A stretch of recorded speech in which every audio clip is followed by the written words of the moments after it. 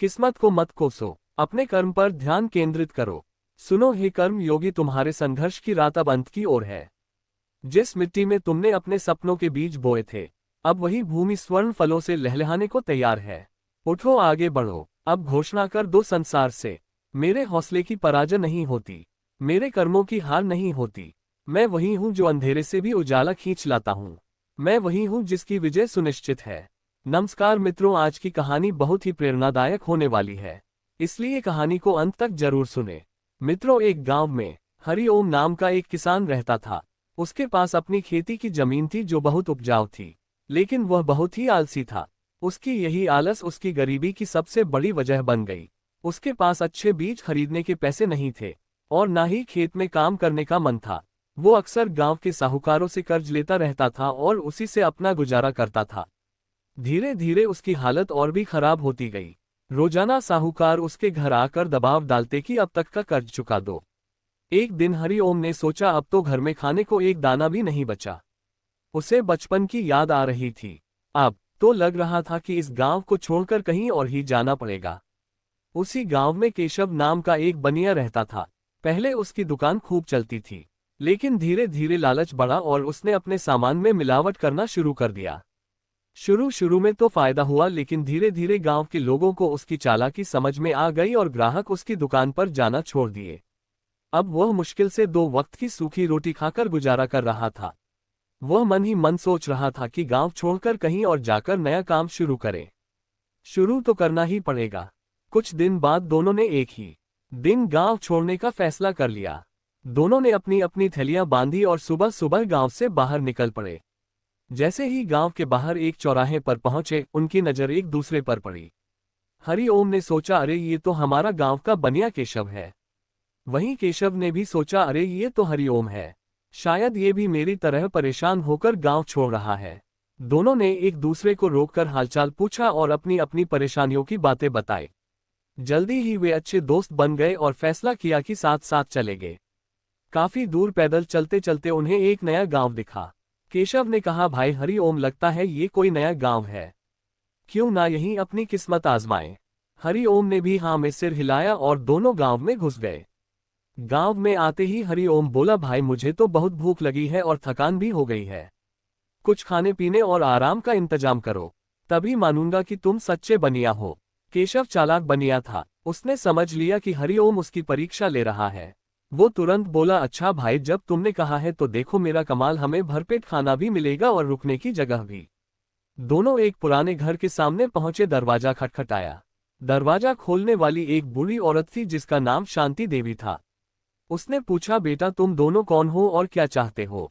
केशव ने तुरंत कहा, माए हम राजा के खास सैनिक हैं, पिछले गांव से आए हैं, बहुत थक गए हैं, इसलिए थोड़ी देर आराम करना चाहते हैं। वैसे भी हमें कुछ दिन यहीं रुकना है। शांति देवी बोली, अच्छा अच्छा, अंदर आ जाओ बेटा। हरिओम ये बात सुनकर हैरान रह गया, लेकिन चुप रहा और अंदर चला गया। अंदर जाते हुए शांति देवी ने पूछा, बेटा एक बात समझ में नहीं आई, तुम दोनों तो सैनिक हो लेकिन कपड़े तो आम लोगों जैसे ही पहने हो। केशव ने चालाकी से जवाब दिया, माए हमें तो भेष बदल कर ही घूमना पड़ता है ताकि हम राजा को बता सके कि जनता कैसी जिंदगी जी रही है। दोनों एक कोने में बैठ गए। केशव बोला, माए कुछ खाने को मिलेगा क्या? बहुत भूख लगी है। शांति देवी ने थोड़े उदास लहजे में कहा, बेटा कल से तो मैंने भी कुछ नहीं खाया, अब तुम्हें क्या खिलाऊं? असल में वो बहुत कंजूस और तंग दिल थी। उसके घर में सब कुछ था पर वो झूठ बोल रही थी। केशव ने मुस्कुराते हुए बोला, ठीक है माए, अगर खाने को कुछ नहीं है तो कोई बात नहीं, लेकिन वह जो सिलबट्टा पड़ा है उसका पत्थर दे दो। शांति देवी चौकी पर खड़ी होकर बोली, पत्थर से क्या करोगे बेटा? केशव बोला, माए हम उसी से खिचड़ी बनाएंगे। पत्थर की खिचड़ी? यह सुनकर शांति देवी के चेहरे पर हैरानी छा गई। पत्थर की खिचड़ी? तुम मजाक तो नहीं कर रहे हो? केशव ने कहा, अरे माए आपने कभी चखी ही नहीं, इसलिए ऐसा कह रही हो। पत्थर की खिचड़ी इतनी स्वादिष्ट होती है कि जो भी खाता है उंगलियां चाटता रह जाता है। अब शांति देवी का मन ललचाने लगा। वो बोली, अच्छा अगर ऐसा है तो बनाकर दिखाओ, अगर सच में स्वाद आया तो मेरी जिंदगी सुधर जाएगी। केशव बोला, माए ये खिचड़ी बनाना हर किसी के बस की बात नहीं, हमने एक साधु से सीखा है और पूरे 2 साल उसकी सेवा करनी पड़ी थी, ये हम किसी को यूं ही नहीं बताते। शांति देवी अब पूरी तरह लालची हो चुकी थी। वह बोली, अरे भाई मेरे पास 10 चांदी के सिक्के हैं, तुम ले लो, लेकिन मुझे भी वह तरीका सिखा दो। बेकार में रोज सब्जी दाल पर पैसे खर्च होते हैं। केशव अपनी चालाकी पर मुस्कुराते हुए बोला, माए पता नहीं क्यों तुम पर दया आ रही है। अगर कोई और होता तो मैं कभी यह राज नहीं बताता। चलो सिक्के दे दो। शांति देवी ने संदूक से सिक्के निकाले और उसके हाथ में दे दिए। केशव ने सिक्के जेब में रखे और बोला, अब एक बड़ा बर्तन ले आओ माए।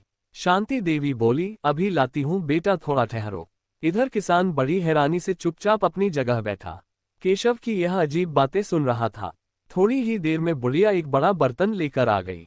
केशव ने पत्थर को अच्छे से धोकर बर्तन में रखा, फिर पानी डाला और बर्तन चूल्हे पर चढ़ा दिया। वो बोला, बस कुछ देर बाद देखना माए क्या जबरदस्त खिचड़ी बनेगी। फिर कुछ देर बाद वह चम्मच उठाकर बर्तन हिलाने लगा। थोड़ा सा पानी चखकर बोला, खिचड़ी तो जल्दी बन जाएगी, लेकिन मेरे पास नमक और मिर्च नहीं है। ये सुनते ही बुढ़िया बोली, मेरे पास है बेटा, रुको अभी ले आती हूँ। और वह नमक और मिर्च ले आई। केशव ने नमक और मिर्च खिचड़ी में डाल दिया। फिर केशव बोलता है, माए थोड़ा सा दाल और चावल होता तो खिचड़ी और भी अच्छी बनती। शांति देवी ने कहा, अभी लाती हूँ बेटा। फिर वह दाल चावल लेकर आ गई। केशव ने दाल चावल खिचड़ी में डाल दिया। फिर वह बोला, अब बस थोड़ा सा घी होता तो क्या ही कहने। बुढ़िया तुरंत घी भी ले आए और वह भी खिचड़ी में डाल दिया गया। थोड़ी देर बाद केशव ने बर्तन से चम्मच हटाते हुए कहा, लो माए खिचड़ी तैयार है।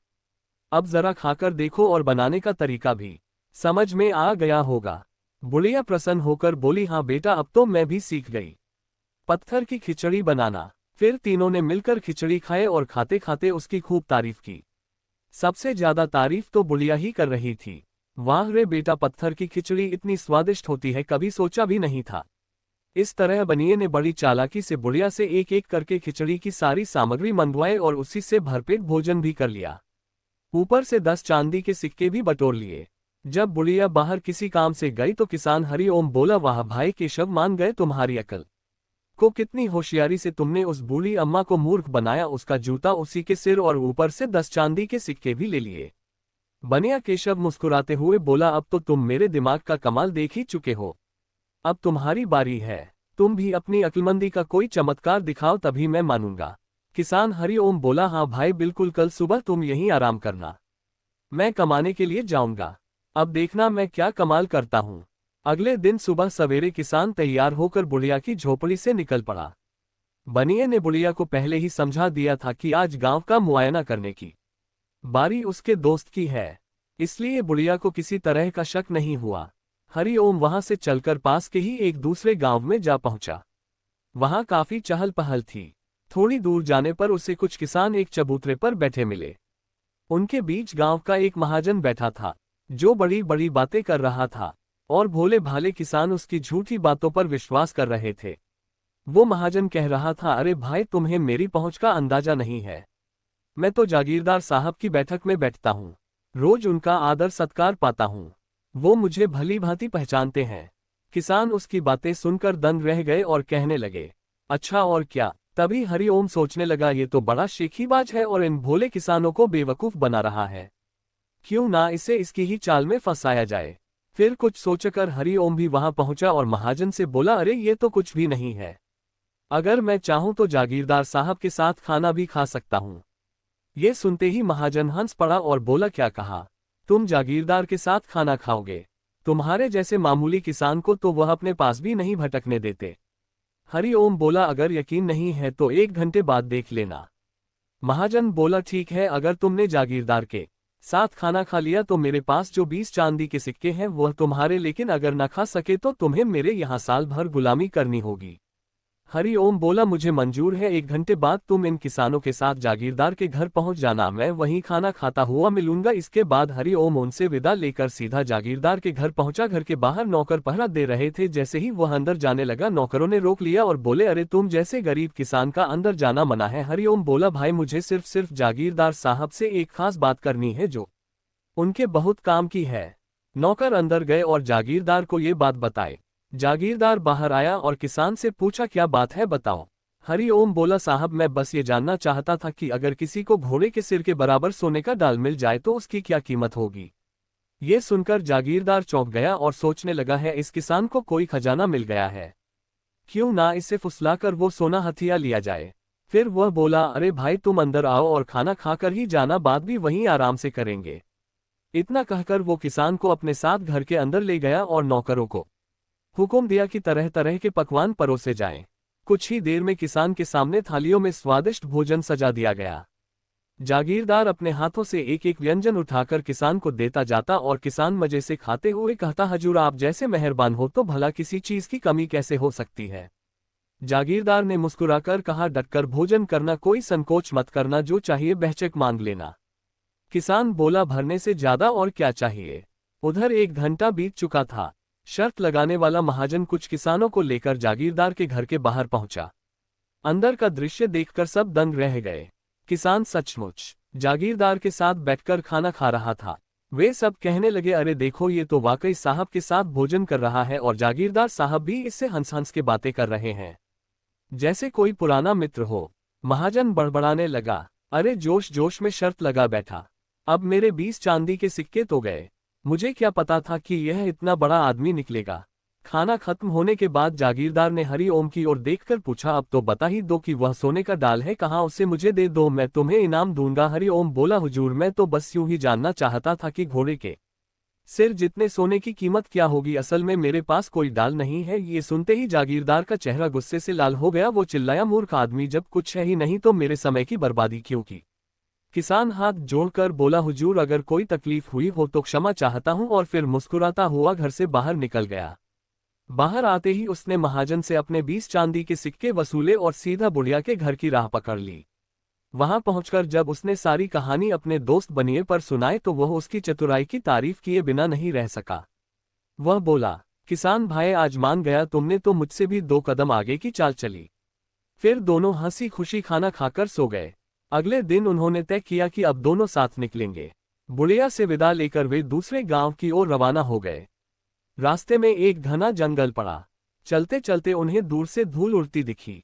बनिया बोला, अरे ये तो घुड़सवार है, कहीं डाकू तो नहीं। किसान बोला, मुझे भी कुछ ठीक नहीं लग रहा, चलो जल्दी से झाड़ियों में छिप जाते हैं, वरना जान से हाथ धो बैठेंगे और जो थोड़ा बहुत माल है वह भी लूट जाएगा।